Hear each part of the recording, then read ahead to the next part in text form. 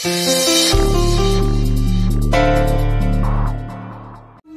কখনো কখনো সুন্দর সুন্দর কবিতা,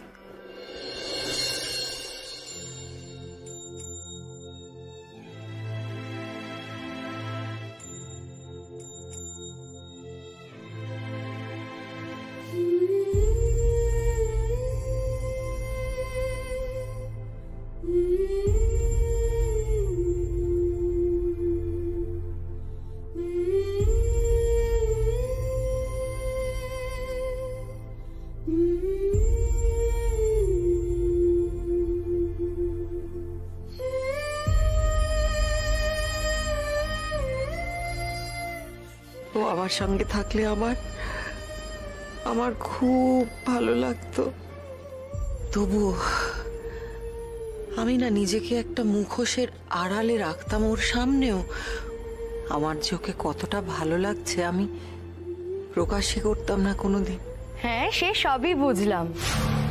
এ তো হলো গিয়ে ওই পূর্ব রাগের পর্ব, দুটো ছেলে মেয়ের কলেজে থাকাকালীন ভালো লাগার গল্প। ঘনিষ্ঠ ওটা হলেন কবে? হ্যাঁ, আমাদের কলেজ থেকে একদিন এক্সকারশনে নিয়ে যাওয়া হলো। একটা প্রাচীন মন্দির ছিল অনেকটা দূরে। খুব কৌতূহল হলো আমারও। ও যখন আমাকে ওর সঙ্গে যেতে বলল আমিও রাজি হয়ে গেলাম। কিন্তু সেখান থেকে ফেরার সময় নামলো তুমুল বৃষ্টি। দুহাত সামনে কি আছে কিচ্ছু দেখা যাচ্ছিল না। বাধ্য হয়ে একটা জায়গায় আমাদের আশ্রয় নিতে হলো। এত ঝড়, এত বৃষ্টি। মন করে কি দেখছ?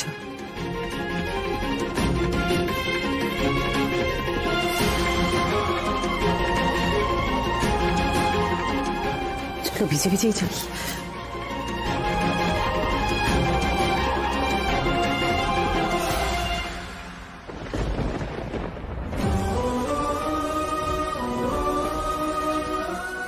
সবার কাছ থেকে সবটা লুকিয়ে মোটামুটি দিন কেটে যাচ্ছিল। আমি ওর সঙ্গেও দূরত্ব রেখেছিলাম, আমি ওর সঙ্গে কোনো যোগাযোগ রাখিনি। তারপর একদিন বুঝতে পারলাম যে আমি সন্তান সম্ভবা। সবার চোখে ফাঁকি দেওয়া যায়, কিন্তু মায়ের চোখে কি ফাঁকি দেওয়া যায় রে শৈল? ঠিক ঠিক আমার কাছে ধরা পড়ে গেলি। আমি তোমাকে অনেকবার বলেছি মেয়ের বিয়ে দাও, বিয়ে দাও। শুনেছিলে আমার কথা? বলেছিলে মেয়ে আমাদের দেবী।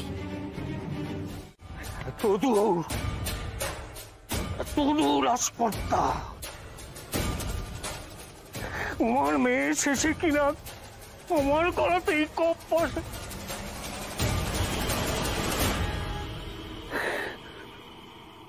আমি ওই মেয়েকে আমি তিল তিল করে বড় করেছি।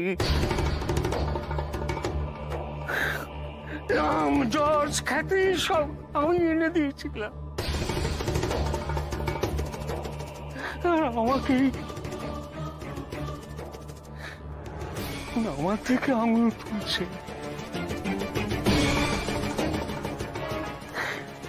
সবাই মজা দেখছে, মজা।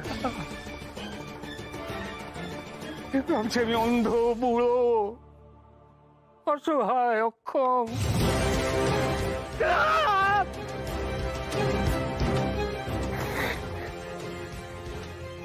দেখবে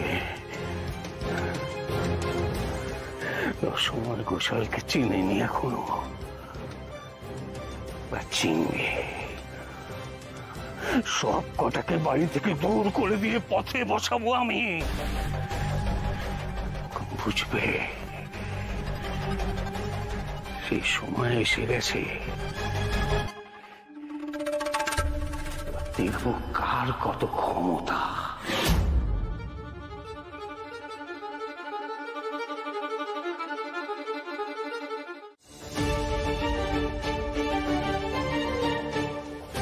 অর্ণব দাদা, এটা একটু খোলা যায় গো?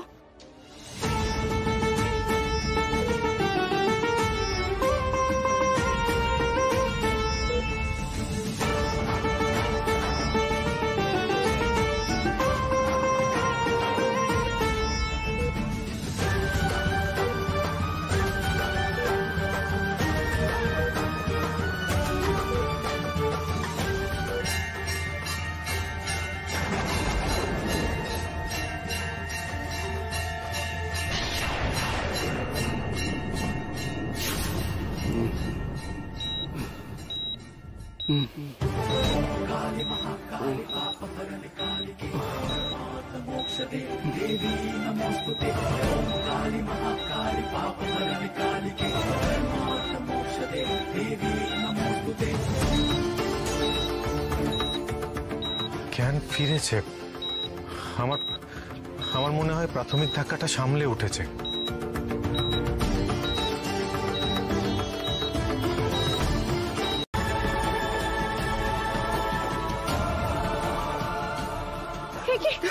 শৈলমা, আমি তো আপনাকে আসতে বারণ করেছিলাম।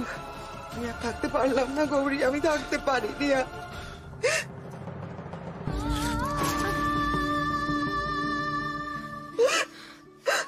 তুমি কেমন আছো এখন ময়না? এই মাকে ক্ষমা করে দাও, আমার জন্য এত কষ্ট, এত দুর্ভোগ। তুই কেমন আছিস এখন? বিশ্বাস কর, আমি সত্যি জানতাম না তুই আমার ছেলে। আমি জানতাম না, বিশ্বাস কর, আমি জানতাম না। ময়না, শৈলমা সত্যি কিচ্ছু জানতো না, পরে হলেও জানতে পেরেছে। তুমি ওনাকে ক্ষমা করে দাও।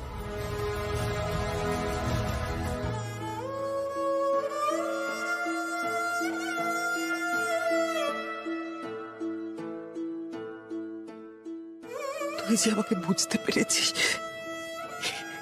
এর চেয়ে বেশি আমি আর কি চাই? আমি যা পাপ করেছি, আমি সারা জীবন তার প্রায়শ্চিত্ত করতে রাজি আছি। আমাকে শুধু বলো, তুমি কি চাও? কি কি কি করলে তোমার একটু ভালো লাগবে? তাহলে একটাই কাজ করুন। বল না, বল বল, আমি শুনছি, বল। আপনি এক্ষুনি আমার চোখের সামনে থেকে চলে যান।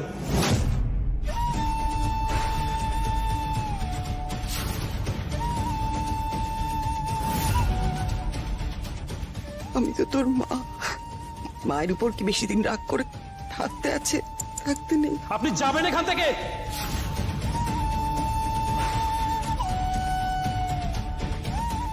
শৈলমা, আপনি প্লিজ এখান থেকে যান এখন। দেখুন, পেশেন্টের এই কন্ডিশনে উত্তেজিত হওয়াটা একেবারেই ঠিক নয়।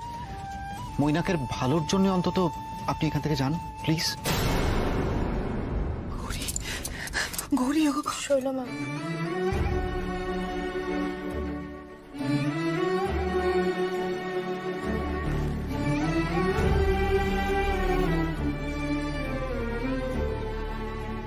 শুনুন শৈলমা, যদি আপনার সৎ সাহস থাকে তাহলে এক্ষুনি পুলিশের কাছে যান, আর গিয়ে সবটা বলুন আপনি কি করেছেন। হ্যাঁ, চিন্তা করবেন না, সাক্ষীটা আমি নিজে দেব,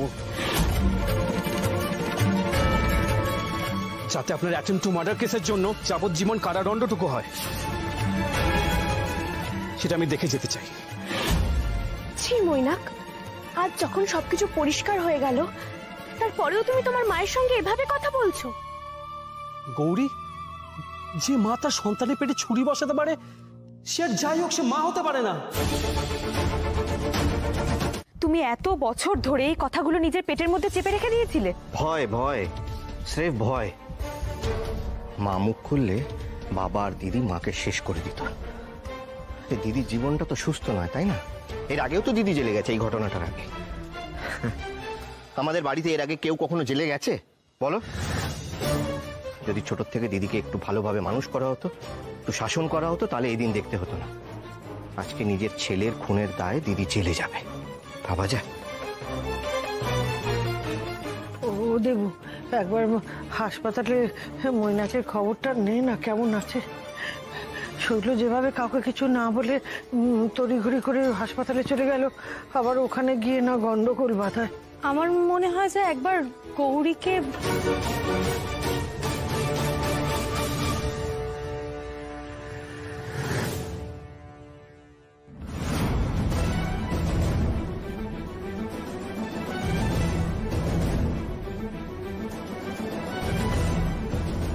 শৈল, শৈল, মৈনাক কেমন আছে? ওর জ্ঞান ফিরেছে? পুলিশ এলে আমাকে ডেকো, আমি ঘরে যাচ্ছি। পুলিশ? পুলিশ কেন আসবে? নিশ্চয়ই হসপিটাল থেকে খবর দিয়েছে, পুলিশ কেস তো হবেই। আমরা এসে গেছি।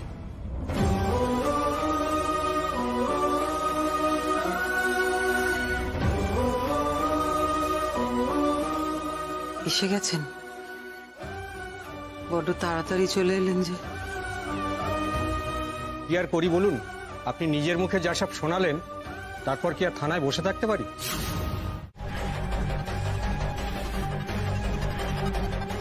দিদি আপনাদের কি এমন বলেছে যে আপনারা ছুটে ছুটে চলে এলেন? শুধু মৈনাককে অ্যাটেম্প টু মার্ডার নয়, ওনারা আরো নানান ধরনের অপরাধমূলক কাজের ফিরিস্তি উনি আমাদের দিয়েছেন।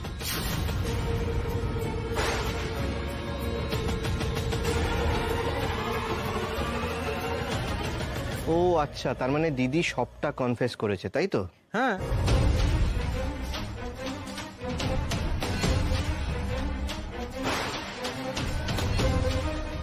মিসেস ঘোষাল, আপনার স্বীকারোক্তির ভিত্তিতে আমরা আপনাকে এই মুহূর্তে অ্যারেস্ট করছি।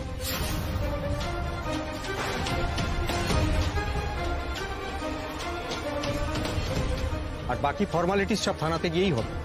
চলুন। এক মিনিট।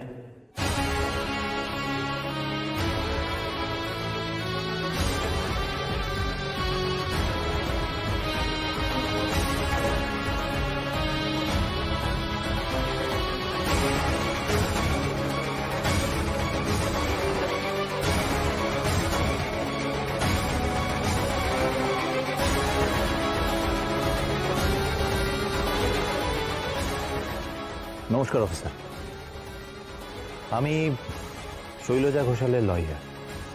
আমার নাম বিখ্যাত ক্রিমিনাল লয়ার প্রতীক তরফদারকে কে না চেনে স্যার, আমাদের পুলিশ মহলে, আদালতে। প্রতীক তরফদার? এ কি সেই ছেলেটা? বহু বছর আগের কথা, ওই একবারই দেখেছিলাম, মুখটা আর মনে নেই। সময়ের সঙ্গে সঙ্গে চেহারারও তো পরিবর্তন হয়, কিন্তু নামটা মনে আছে। প্রতীকই তো, যার জন্য এত কিছু ঘটে গেল আমার জীবনে। সেই প্রতীক আবার আমার সামনে। তো স্বপ্ন মনে হচ্ছে আমার। সেদিনের সেই সদ্য যুবক আর আজকের দাপুটে উকিলের মধ্যে যতই ফারাক থাক, আমার চোখ ওকে চিনতে ভুল করবে না, করে উনি। ডক্টর ঈশান ঘোষাল আমাকে এই কেসে অ্যাপয়েন্ট করেছেন। আমি একটা অ্যান্টিসিপেটরি বেলের পেপারও রেডি করে নিয়েছি, আপনি চাইলে দেখতে পারেন।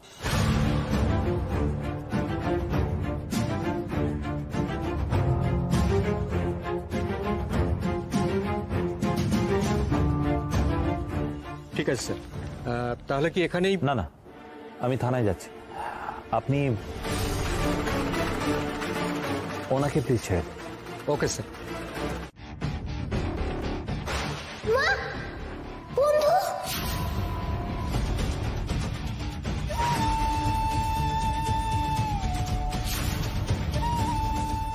ঘুম পাড়ানি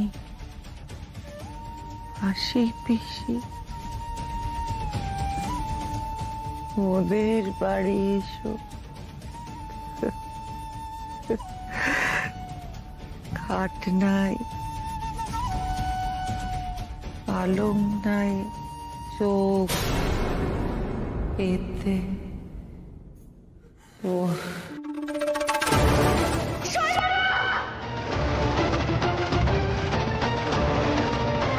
আজকে আমি আমার দিদিকে নতুন করে চিনলাম। মৈনাক না থাকলে হয়তো কোনোদিনও বুঝতে পারতাম না যে দিদির মধ্যে এত মমতা আছে, এত স্নেহ আছে, এত ভালোবাসা আছে। আর এই সবকিছু সম্ভব হয়েছে শুধুমাত্র গৌরীর জন্য। অর্ণব, ব্লিডিংটা অনেক কমেছে দেখ। হ্যাঁ, দেখে তো মনে হচ্ছে যে ব্লিডিংটা একটু বন্ধ হচ্ছে।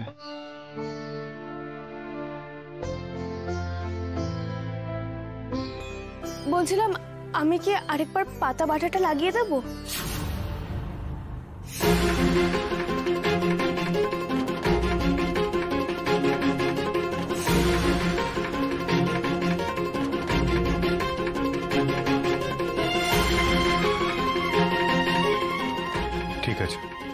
লাগিয়ে দাও।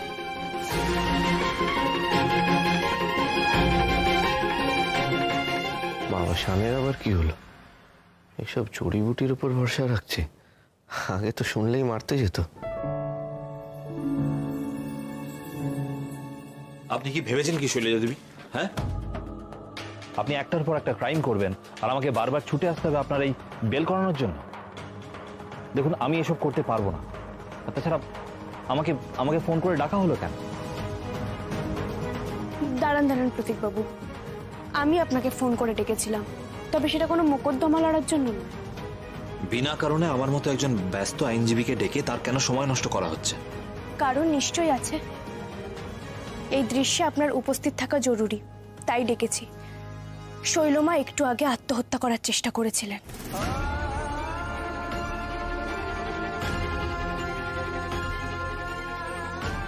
কি ব্যাপার গৌরী, তুমি একটু পরিষ্কার করে বলো না, ওনাকে হঠাৎ আমাদের ফ্যামিলি ম্যাটারে ডাকলে কেন? উনি যদি আমাদের পরিবারের কেউ না হন, তাহলে আমাদের পারিবারিক বিষয়ে ওনাকে ডাকবো কেন বলো?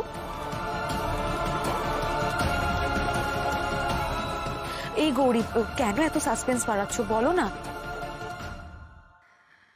শৈলমা, আপনি বলবেন না আমি বলে দেব? আপনারই কিন্তু সত্যিটা বলা উচিত। আমি বলছি, এখন তো আমার লজ্জা ভয় কিছু নেই। মৈনাক,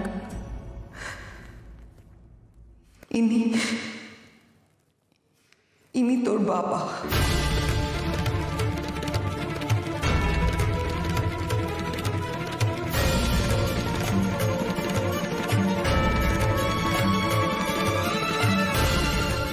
প্রতীক তরফদার।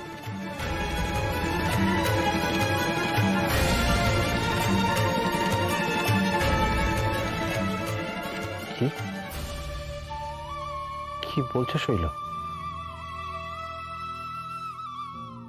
ও আমার ছেলে?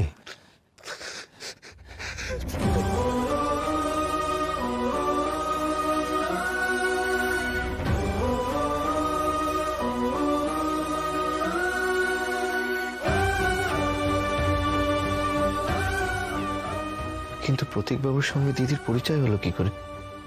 আর এই ঘটনাটা? সেটা আমি বলছি।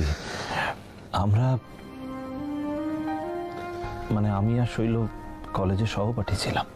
কলেজে শৈল আমাকে খুব একটা পাত্তা না দিল, আমি ওর জন্য পাগল ছিলাম।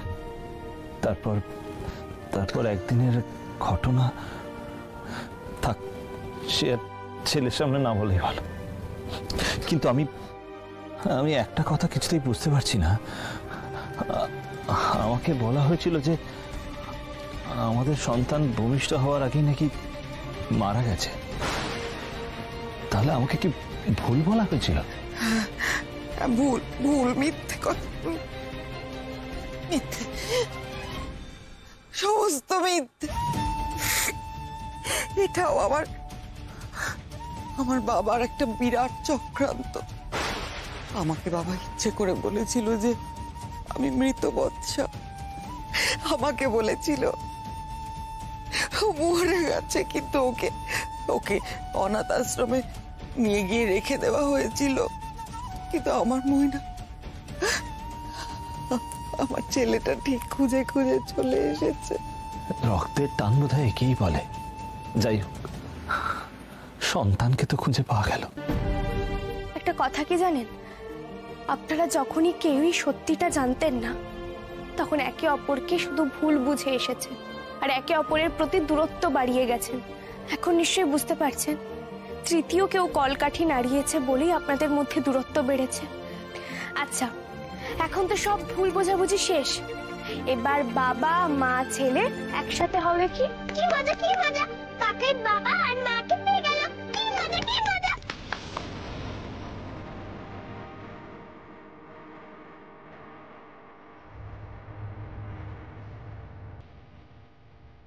সেটা কি আপনি রসময় ঘোষালকে বলুন, তিনি কেন বেঁচে দিয়েছেন। আমি তো ওনাকে কপালে বন্দুক ঠেকিয়ে নিইনি, তিনি স্বেচ্ছায় বেঁচেছেন। এখন আর কিছু করার নেই।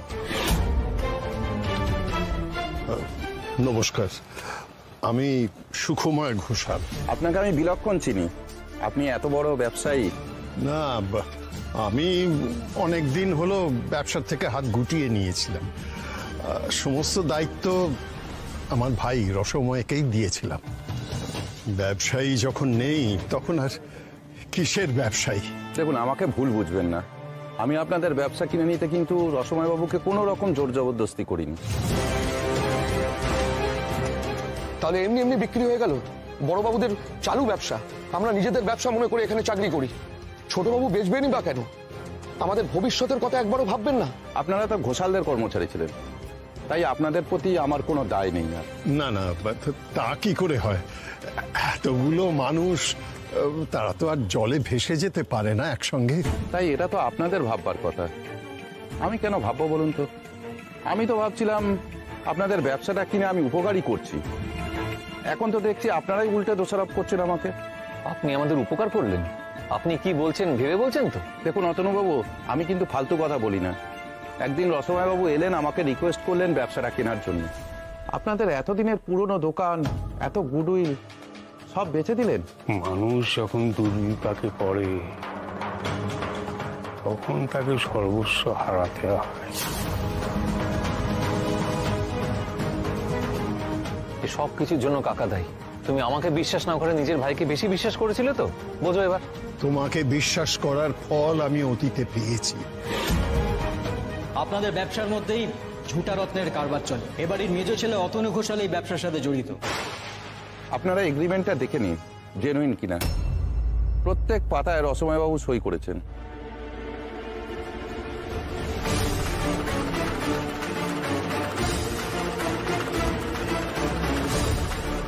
ঠিক আছে, সে না হয় বুঝলাম, কিন্তু এখন কি করা যায় সেটা আগে বলুন তো। একটা সমাধানের রাস্তা তো আমাদের চিন্তা করে বের করতে হবে। না, শুধু আমাদের পরিবারের ব্যাপার নয় এটা, এরা সকলেই আমাদের বিশ্বস্ত পুরনো কর্মচারী। এদের তো আর ফেলে দিতে পারি না। একটা জিনিস হতে পারে, আপনারা আপনাদের দোকান কারখানা সবই বাইব্যাক করতে পারেন। যে টাকাটা আমি রসময়বাবুকে দিয়েছি সেটা ফেরত দিলে আমি আমার অধিকার ছেড়ে দেবো। আচ্ছা, ধন্যবাদ, আপনাকে অনেক ধন্যবাদ। এটা শুধুমাত্র আপনার মতন বিশিষ্ট মানুষের মুখ চেয়েই করছি সুকুমারবাবু, আমি ইচ্ছা করলে নাও বেচতে পারতাম।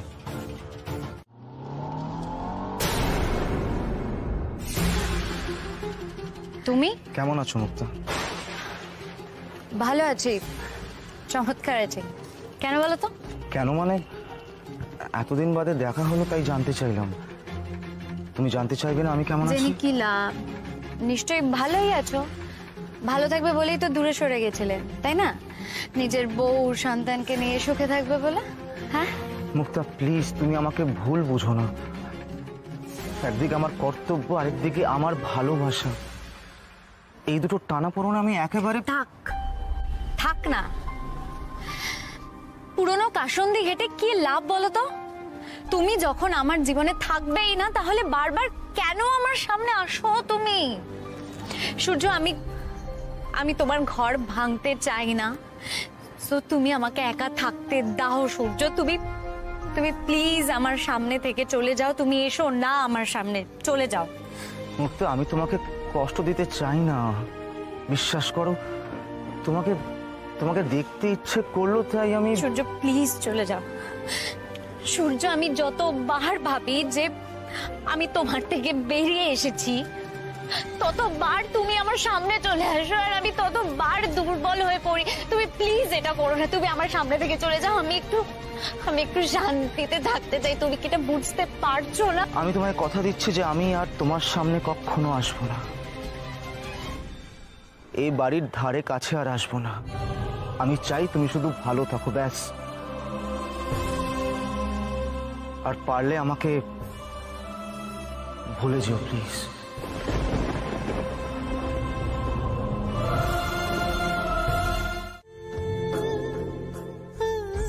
মাধুরী, দেবু, আনন্দী, আমি তো তোমাদের শুধু কষ্টই দিয়েছি, শুধু খারাপ খারাপ কথা বলেছি। আর পলা, আমি তোমাকে মিথ্যে শাস্তি দিয়েছি। আমার সবকিছু মনে আছে। আমার সব কিছুর জন্য আমাকে ক্ষমা করে দাও।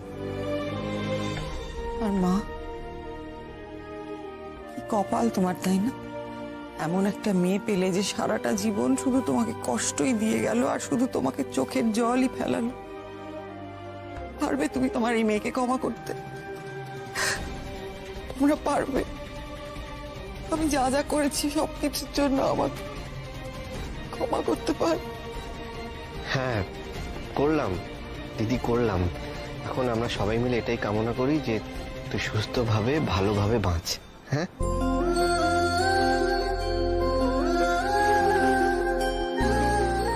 আপনার মনের এই অনুতাপই আপনার মনের সব পাপ ধুয়ে দেবে শৈলমা। বলছিলাম কি, সবাই যখন ক্ষমা করে দিচ্ছে তাহলে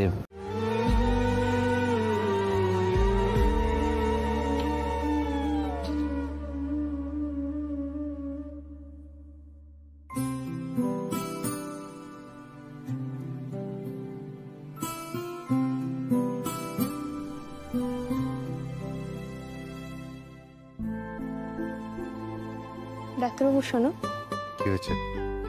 আমার মনে হচ্ছে অর্ণব দাদা আর মুক্তা দিদির মধ্যে কিছু একটা চলছে।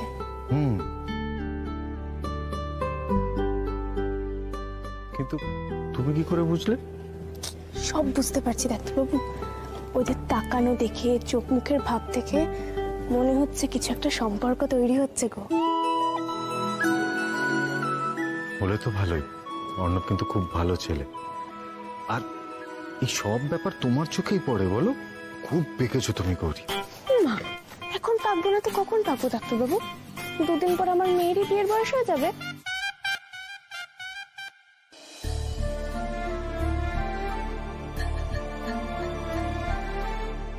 কি হয়েছে, কিছু জানতে পারলে?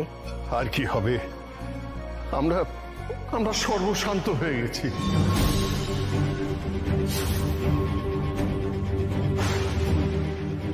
আমাদের দোকান কারখানা সমস্ত বেহাত হয়ে গেছে।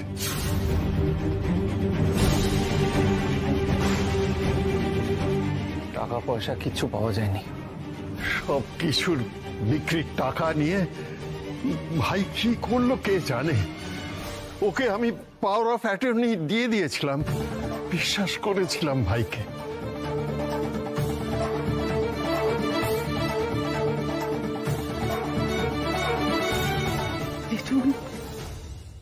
থাক থাক মা, থাক থাক বাবা,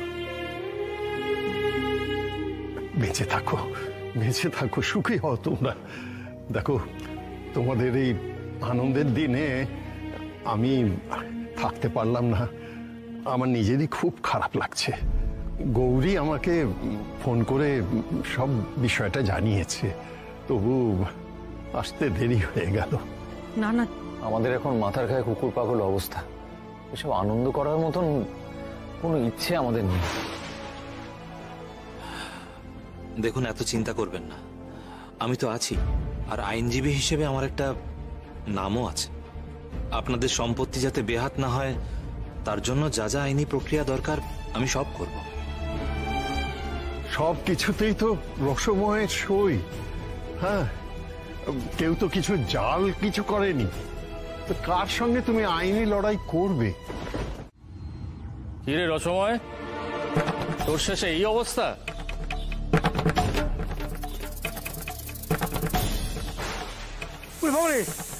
সাপ ছোল মারবে, কানটা মারবে, ঘুরে যাবে। তোর খুব ইচ্ছে ছিল না গুপ্তধন পাওয়ার? নে, এবার দেখ, ভালো করে তাকা।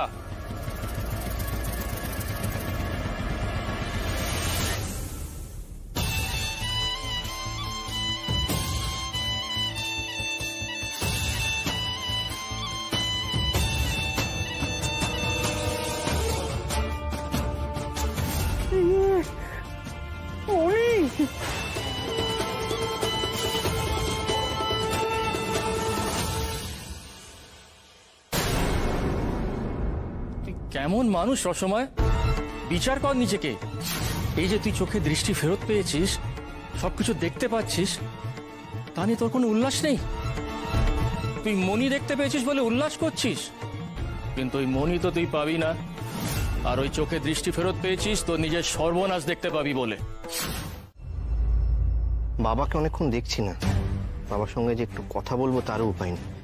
ব্যবসা বিক্রির টাকা দিয়ে যে কি করলো কে জানে, কিছুই তো বোঝা যাচ্ছে না। কিছু মনে করিস না দেবু, কাকাবাবুকে তো কোনো ভরসা নেই। দেখ হয়তো নতুন কোনো প্ল্যান করছে আমাদের সবাইকে পথে বসাবার। আর আমি যে কি করব আমি তো কিছুই বুঝতে পারছি না। এই একটাই পারিবারিক ব্যবসা ছিল যেটা আমি দেখভাল করতাম, সেটাও এখন কি করবো বলতো? কোথায় যাব পরিবার নিয়ে? আমাকে তো রাস্তায় দাঁড়াতে হবে। দেখো, একটা ব্যবস্থা তো হয়েছে, সেটা দিয়ে আগে ধাক্কাটা সামলাও। বাড়িটা মর্গেজ রেখে তো বেশ কিছু টাকা পাওয়া গেছে, সেটা দিয়ে ব্যবসাটা ঠিক করে চালানোর ব্যবস্থা করো আগে। আরে বাবা, এই কথাটা তো আমি নিজেই তোমাদের আগে বলেছিলাম, এই বুদ্ধিটা তো দিয়েছিলাম, তোমরা তো আপত্তি করলে তখন। আপত্তি করেছিলাম কারণ সুদের হারটা অনেকটা বেশি। সুদ আর আসল দুটোই তো ব্যবসার টাকা দিয়ে দিতে হবে, সেটা করতে গেলে তো নাবিশ্বাস উঠে যাবে। শোন না, তুই তুই তুই সবটা সামলাতে পারবি তো? হ্যাঁ রে বাবা, পারবো। এত ভাবছিস কেন তুই? দেখ, আমি যেটা ভেবে রেখেছি সেটা হচ্ছে যে এই বাড়ি মর্টগেজের টাকায় আগে ব্যবসাটাকে ভদ্রলোকের হাত থেকে ছাড়াবো, আর তারপর ব্যবসার টাকায় বাড়িটাকে ছাড়াবো। যাকে সময় নষ্ট করে কোনো লাভ নেই, আমি এখন যাই। হ্যাঁ, ভদ্রলোককে আগে টাকাটা দিয়ে আসি।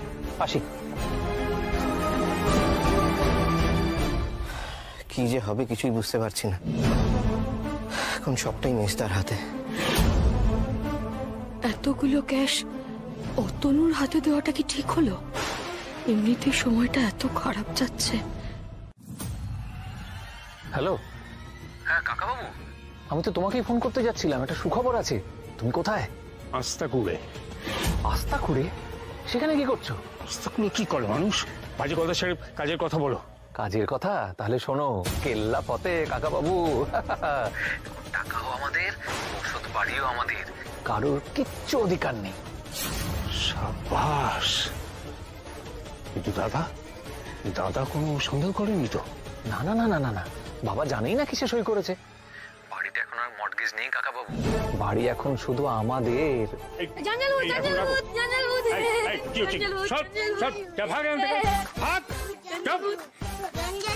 কেন থাকবো? আমরা তো এখানেই থাকি। তুমি এখানে এসেছো কেন? আমাদের রোজগারে ভাগ বসাবে বুঝি? অত সোজা না, কেটে পড়ো।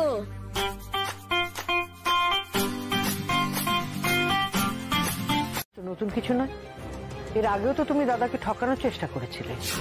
দেবতনুর মাতা একটা সৎ নির্লোক ছেলের জন্ম দিয়েছিলাম, তাই সে যাত্রায় ও আমাদের সকলকে বাঁচিয়ে দিয়েছে। এখানে লেখা আছে যে সুখময় ঘোষাল স্বেচ্ছায় এবং সজ্ঞানে ব্যবসার নিজের ভাগের সবটা অসময় ঘোষালের নামে করে দিচ্ছে। সর্বনাশ। না না, তোমাদের বোঝার ভুল হয়েছে। আমি আমি আমি সেরকম কোনো কাজই করিনি। করনি মানে? ছোট দাদু, তুমি জেনে শুনে আজ এত বড় ক্ষতিটা করতে পারলে? আমি না হয় শ্বশুর বাড়ি চলে যাব, কিন্তু এই বাড়ির বাকি লোকগুলোর কি হবে? তুমি একবারও এদের কথা ভাবলে না? আর এই ব্যবসা তো আমার বাবাই দেখতো, এখন আমার বাবা মায়ের কি হবে ছোট দাদু? সত্যি আপনার এত লোভ! কি করবেন আপনি এই বয়সে এত টাকা পয়সা নিয়ে? শুধুমাত্র টাকার জন্য আপনি নিজের পরিবারকে জলে ফেলে দিলেন। এসব তুমি কি বলছো? আমি এখন জাগতিক সব লোভ মায়ার ঊর্ধ্বে। সত্যি? তুমি সত্যি সব লোভ মায়ার ঊর্ধ্বে এটা বিশ্বাস করতে বলো? বিশ্বাসে মিলায় বস্তু, তর্কে বহুদূর। আমি আমার এই অনিত্য সংসার, কা তব কান্তা কাস্তে পুত্র, চোখ বুঝলেই তো সব বন্ধন থেকে মুক্তি। আমি নিজেকে এসব কামনা বাসনা থেকে মুক্ত করার জন্য মায়ের রাঙা চরণে নিজের মন প্রাণ সব সমর্পণ করেছি। তাহলে আমাদের একটা কথা বলো, এই যে এত কিছু বেচলে, ব্যবসা, কারখানা, শোরুম, সেই টাকাগুলো নিয়ে তুমি কি করলে? কোথায় সেই টাকা? মানুষ লোভ মুক্ত হলে অর্থের জন্য এরকম অনৈতিক কাজ কখনো করতে পারে না। আমারও সেটাই মনে হয়। কাকাবাবু এত বড় অন্যায় কখনো করতে পারে না, নিশ্চয়ই কোনো ব্যাপার আছে। বাবা চুপ করে থেকো না। কি করলে ওই টাকাগুলো নিয়ে তুমি? টাকাগুলো প্লিজ ফেরত দিয়ে আমাদের ব্যবসাটা ফিরিয়ে আনো বাবা। টাকা কোথায় যে আমি ফেরত দেবো? আমি তো সব টাকা গরিব দিন দুঃখীদের মধ্যে বিলিয়ে দিয়েছি।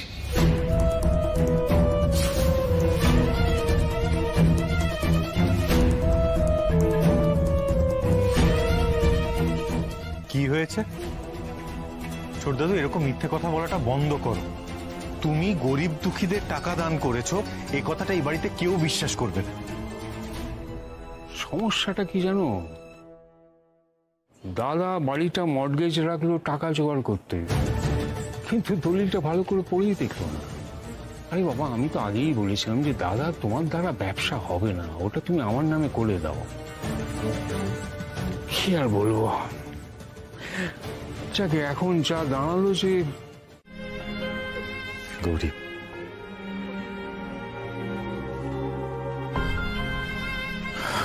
আমিও না ভাবতেই পারছি না যেন যে এইভাবে আমাদের সবাইকে নিজেদের বসত বাড়ি থেকে উৎখাত হতে হবে। গৌরী, আগেই বাড়িতে তোমার উপর অন্যায় হতো বলে আমি নিজে অনেকবার বলেছি যে এই বাড়ি ছেড়ে চলে যাব, কিন্তু এভাবে আমাদের সবাইকেই বাড়ি ছেড়ে চলে যেতে হবে।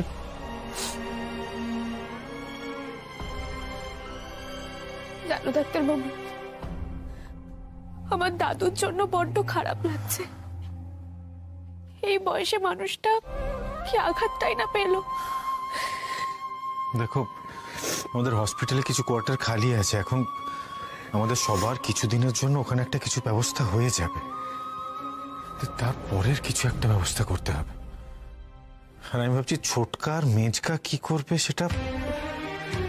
ছোট দাদুর সাথে তো মেজকার খুব ভাব।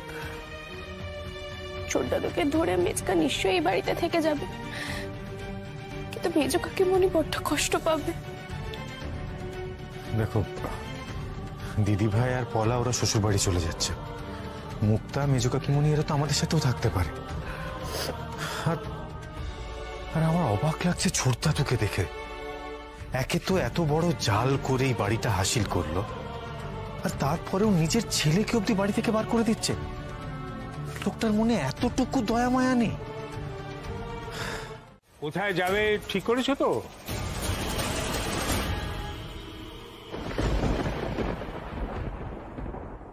আমরা তো কোথাও যাচ্ছি না ছোট দাদু। মানে যাচ্ছ না মানে কি বলতে চাইছো? প্রথমে ভেবেছিলাম আপনার কথা মতো চলেই যাব, তারপর তারা আমাকে একটা কথা বলল। ছোট দাদু তো আমাদেরকে এক্ষুনি বেরিয়ে যেতে বললো। এটা তো মার বাড়ি, মা যাকে আশ্রয় দেয় তাকে বাড়ি থেকে বের করবে কে? সত্যি তো, এই বাড়িটা এখন আপনার, তাই আপনি আমাদের আইনত এখান থেকে চলে যেতে বলেছেন। এখনো তাই বলছি? না ছোট দাদু, এটা আপনি বলতে পারেন না, কারণ এই মন্দিরটা আপনার নয়, এটা মায়ের মন্দির, অর্থাৎ দেবত্বর সম্পত্তি।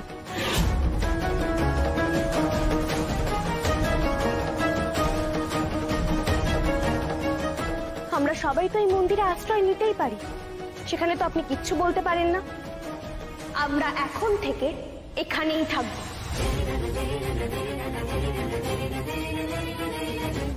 দেখি আপনি কি করে আমাদের মায়ের আশ্রয় থেকে দূর করেন।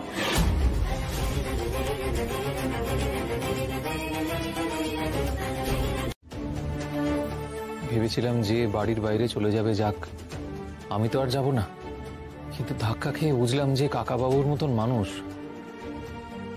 কোনো দিন কারোর হতে পারে না, কখনো কাউকে বিশ্বাস করে না, কারোর বন্ধু হয় না। তাই যে শুধু তোমাদের বঞ্চিত করেছে তা কিন্তু নয়, আমাকেও বঞ্চিত করেছে, আমাকে বার করে দিয়েছে সবকিছু থেকে, কিন্তু ওই ব্যবসা বিক্রি করা দুর্বুদ্ধি আমিই দিয়েছিলাম। ব্যাস, তার ফল হাতে নাতে পেয়ে গেলাম।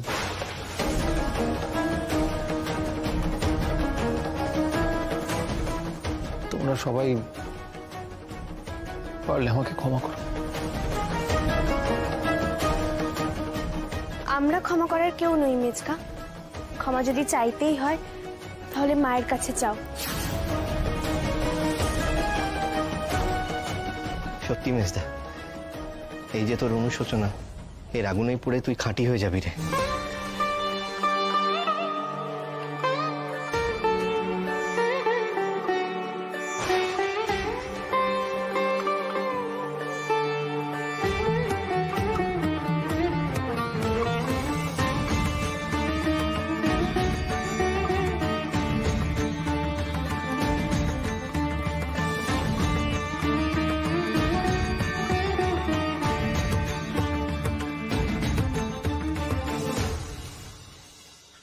বলছিলাম এ কিন্তু তোমাদের একটা অদ্ভুত জেদ।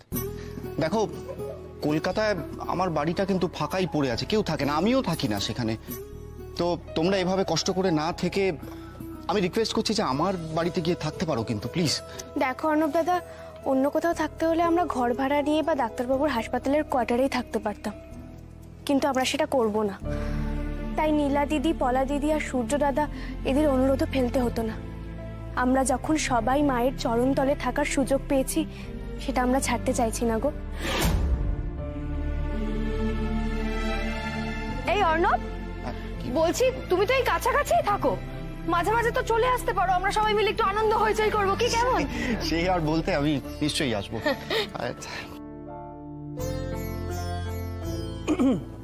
আমি একটু জল খাবো।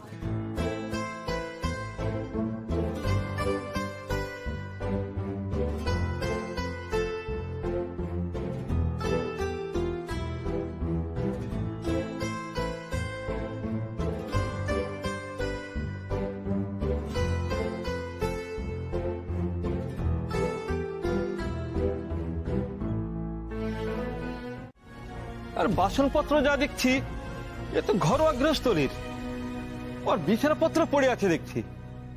এখানে কেউ থাকে নাকি? হ্যাঁ, আমরা থাকি। দাদু থেকে শুরু করে দাদা ভাই, বৌদি সবাই। ঘর ছেড়ে এই মন্দিরে থাকো কেন? ঘরে কি অসুবিধা? আমাদের যে ছোট দাদান বাড়ি থেকে তাড়িয়ে দিয়েছে। সে কি ঘোষাল মশাই, এরকম একটা কাজ করতে পারলেন? দাদানকে দিয়ে ছোট দাদান এবারে সব কাগজপত্র সই করিয়ে নিয়েছে।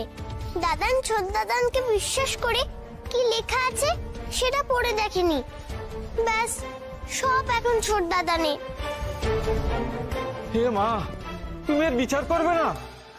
না না, আসলে ব্যাপারটা না সেরকম নয়, ওরা বাচ্চা তো তাই ঠিক করে বলতে পারিনি আপনাদেরকে। কেন বুঝবো না?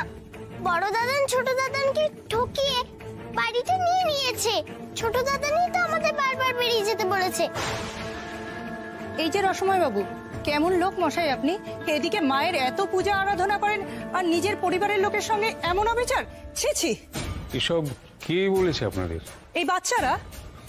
ওদের কথা কেউ ধরে নাকি? কি বলতে কি বলেছে? কেন, আমি ভুল কি বলেছি? তুমি বড় দাদানকে না বলে এই বাড়ি লিখিয়ে নাওনি, এখন তো বাড়ির সবাইকে বাড়ি থেকে তাড়িয়ে দিচ্ছ। বাচ্চারা কখনো বাজে কথা বলে না। আপনি সত্যিই খুব খারাপ লোক। ছি ছি, খুব খারাপ মানুষ সত্যি। ছি। এসব কথা বাইরে রটলে মন্দিরে ভক্ত আসা কমে যাবে। এই মেয়েটার মুখ বন্ধ করতেই হবে। বাড়ি থেকে বেরোতে পর্যন্ত পারছি না। রাস্তায় বেরোলেই লোক একবারে ছেঁকে ধরছে, হাজারটা প্রশ্ন। চা নয় তাই বলছে আমি নাকি চিটিংবাজি করে বাড়ির লোকদের সব ঠকিয়েছি। বাড়ির লোক আমার সঙ্গে কি করেছে সেটা কেউ দেখছে না। এত খাটাখাটি করে আমি ব্যবসাটা চালাই, ভাগের বেলা সবাই আছে। পুরোটাই তো আমার আসা উচিত, তা হবে না। আমার বউটাও হয়েছে ওদের তলে। উফ, তুই কেমন আছিস? চ আমরা একটা খেলা খেলি, তুই আমাকে ধরতে দেখিস। ধরতে পারে না, ধরতে পারে না, ধরতে পারে না।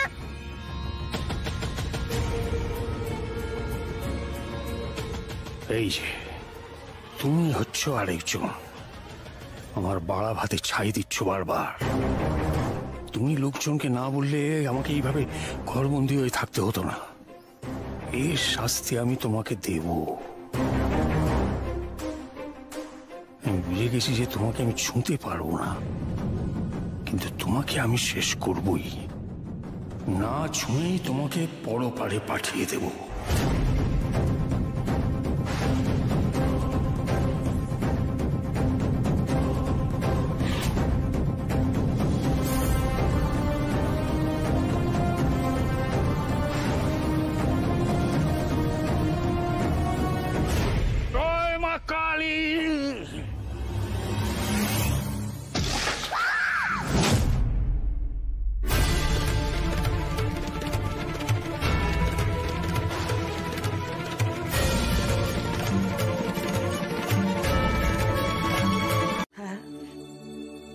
আমি সাক্ষী।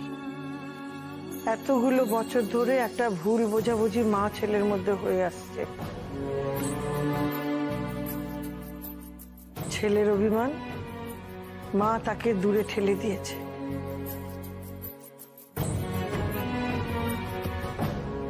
আর মায়ের অভিমান, ছেলে তাকে বুঝলো না। কিন্তু আমি জানি রে, তোকে হোস্টেলে পাঠিয়ে বড় বউ কত কষ্ট পেয়েছে। আসলে ছেলে হারাবার আতঙ্কই মাকে তাড়িয়ে নিয়ে বেরিয়েছে। যদি তুমি সন্ন্যাসী হয়ে গৃহত্যাগ করো, সেই ভয়েই মা তোমাকে কোনো ঠাকুর দেবতার সঙ্গ করতে দেননি। মায়ের দিকটা একটু বোঝো ডাক্তারবাবু। তুমি যেমন চাও মা তোমাকে কাছে টেনে নিক, তেমনি তো মাও চায়। কেমন ছেলে গো তুমি ডাক্তারবাবু, মায়ের এটুকু কষ্ট বোঝো না? যাও এক্ষুনি মাকে জড়িয়ে আদর করে দাও। আরে শান, অনেক তো হলো রে।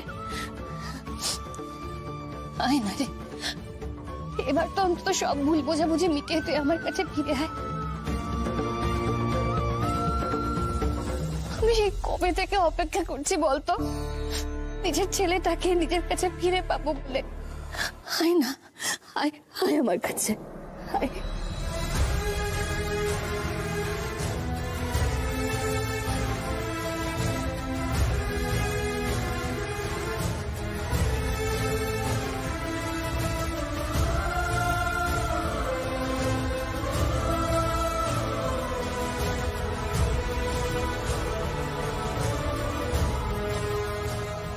যাক মা, এতদিনে তোমার কৃপায় মা ছেলে অভিমান ভুলে কাছে এলো।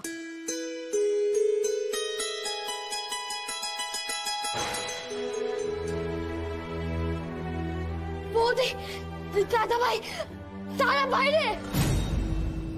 কি হয়েছে তারা? চিকু, চিকু কি হয়েছে? তুই এরকম হাঁপাচ্ছিস কেন? কি হয়েছে তারা? তারা বাইরে। আরে বাবা, কি হয়েছে সেটা একটু স্পষ্ট করে বলবি?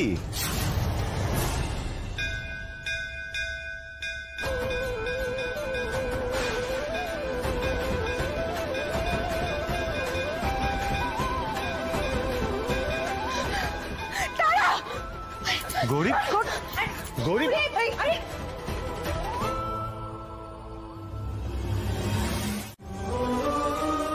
ইমিডিয়েটলি ওটা ওটি করে ঠিক করতে হবে। গৌরী, এখানে কোনো বড় সার্জন নেই। আমি পারলাম না গৌরী। আমি ওষুধ দিয়ে কিছুতেই ঠিক করতে পারলাম না। বেশ তো, আর যখন কোনো উপায় নেই তাহলে তুমি অপারেশন করো। এতে অসুবিধার কি আছে? আমি কি বলছি সেটা তুমি কেন বোঝার চেষ্টা করছো না? আমি তো বলছি এটা একটা মেজর অপারেশন। আমি কখনো আমার নিজের মেয়ের এত বড় অপারেশন করতে পারবো না। আমি বুঝতে পারছি না গৌরী, আমি কি করব। আমার মেয়ের অপারেশন তুমি করবে ডাক্তারবাবু। হ্যাঁ তুমি।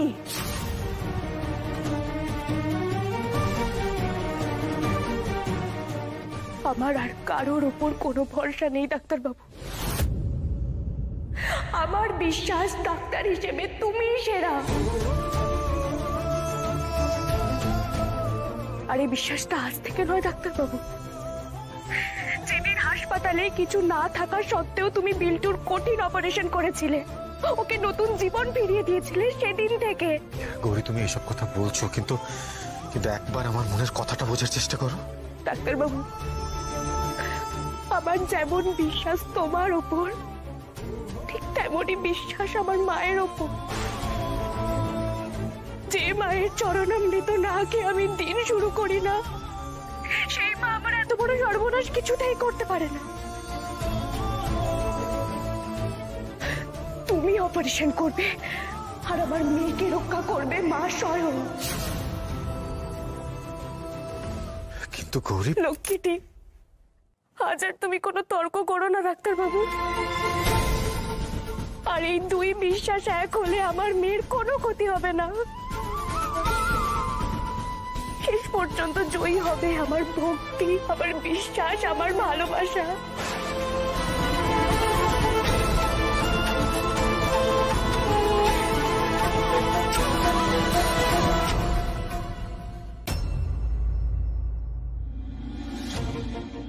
মাগো, মাগো, আমার বিশ্বাস, আমার এই শক্তি, এই সব কিছুর কেন্দ্রবিন্দুতে আছো তুমি মা। তুমি আছো বলে আমি মনে এত জোর পাই, সাহস পাই, অন্যকে সাহস দিতে পারি, তাদের শান্তি দিতে পারি মা। মাগো, মা তুমি আমার এই শক্তি কেড়ে নিও না মা। আজ আমি আমার সর্বশক্তি দিয়ে তোমার তপস্যা করব মা, আমি তোমাকে তুষ্ট করবই। জয় মা, জয় মা ঘোমটা কালী।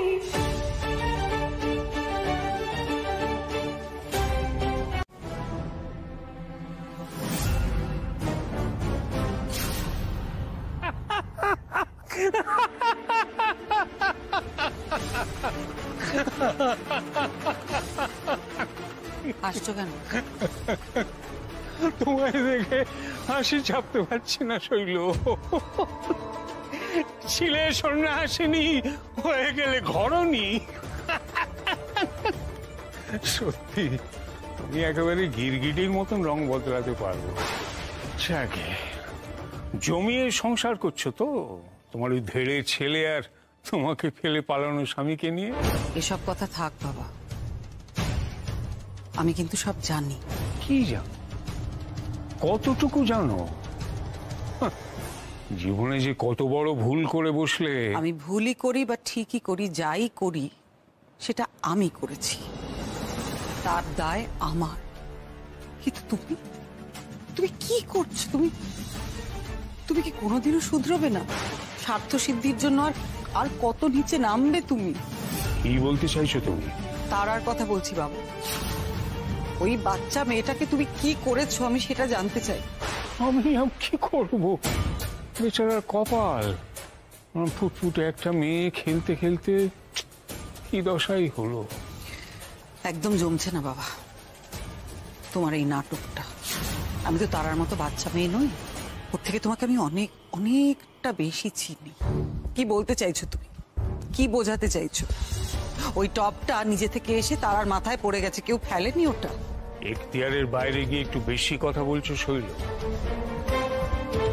আমার সাজানো ঘুটি ছাড়খাড় করে দিয়ে সংসার সংসার খেলা করছো।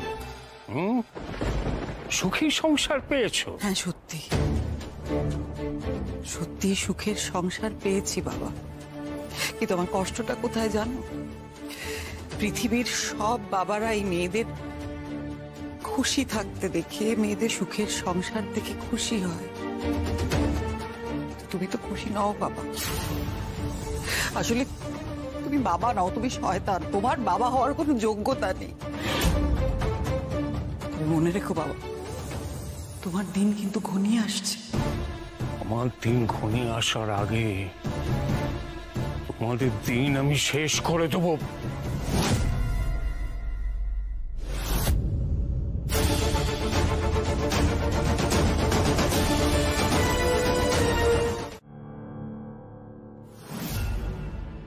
উনি তোমার জন্মদাত্রী মা।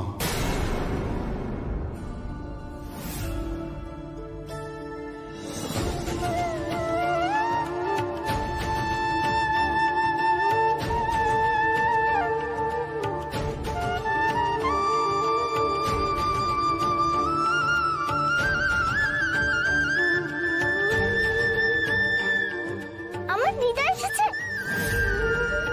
দিদা,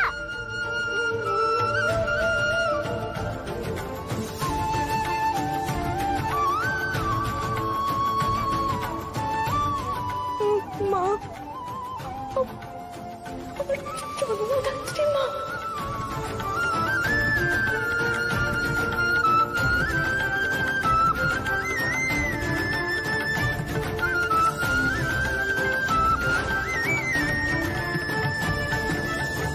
এ আবার কি নাটক হচ্ছে?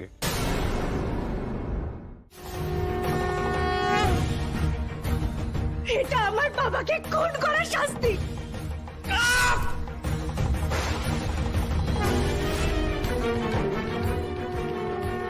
এটা আমার মাকে বিধবা করার শাস্তি।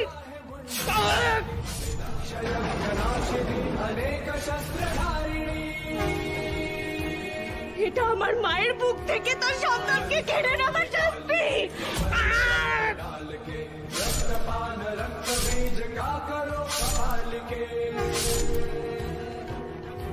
এটা আমাকে খুন করতে যাওয়ার শাস্তি।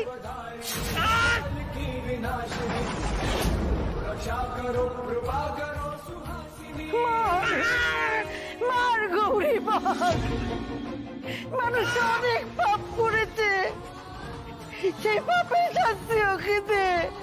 এই শয়তানের রক্তেই ওর পাপস্খলন হবে, মারো।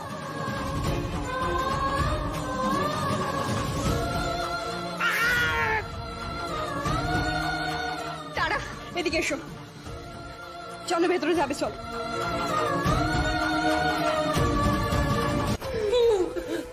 তোমার নিস্তার নেই ছোট দাদু, আর সব পাপের মূল্য চাপাতে হবে মায়ের সামনে।